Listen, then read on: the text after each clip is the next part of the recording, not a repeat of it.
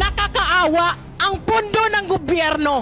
Naka-take out na ang loan sa Land Bank at Development Bank of the Philippines. Tapos kompleto na yung kickback ninyo.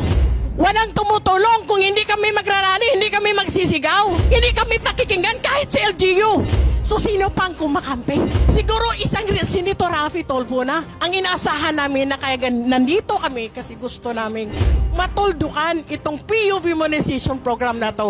Katulad po nitong Board Resolution 2024-053. Bakit po ito inilabas? Pero bakit nung na-discover namin ito 3 weeks ago, pinuntahan po namin yung mga regional directors? Bakit po hindi nila alam itong board resolution na to? At hindi po nila alam kung ano ang nilalaman nito, Mr. Chair. Hindi ko po alam kung nagtatanga-tangahan po ba ito o mga tanga talaga o sinisindikato po nila. May kakulangan po dito yung CDA sa tingin namin. Dahil ito po yung katunayan na mayroon na po na sinuspended na mga opisyal. Pero hanggang ngayon po ay nakaupo pa rin bilang opisyal ng mga kooperatiba. May suspension order na pagkatagal-tagal na yung suspension order and yet hindi nyo pa rin na-implement, nakaupo pa rin. Yun yung nakaka-insulto para sa mga jeepney operators, sa mga jeepney drivers particularly.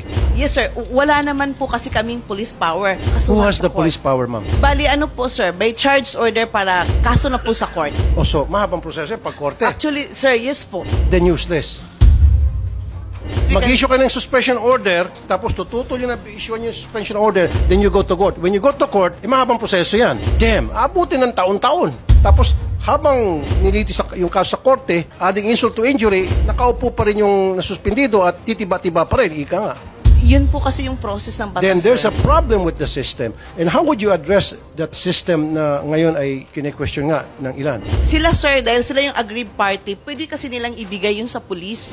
Pupunta sila sa police? Yes po, dadalhin po nila yun. No, ma'am. Sorry, mama. Kung pupunta sa police, hindi po trabaho ng police. Limited lang din po yung aming power. So hindi niyo pag-isipan itong PUB modernization para minadali ito eh. Hindi nyo nakonsulta lahat ng stakeholders eh. Ang ginawa nyo kasi, ang kinukonsulta nyo lang palagi, LGU, LTFRB, DOTR, kayo-kayo lang. Hindi nyo kinonsulta yung mga mismong people sa ground.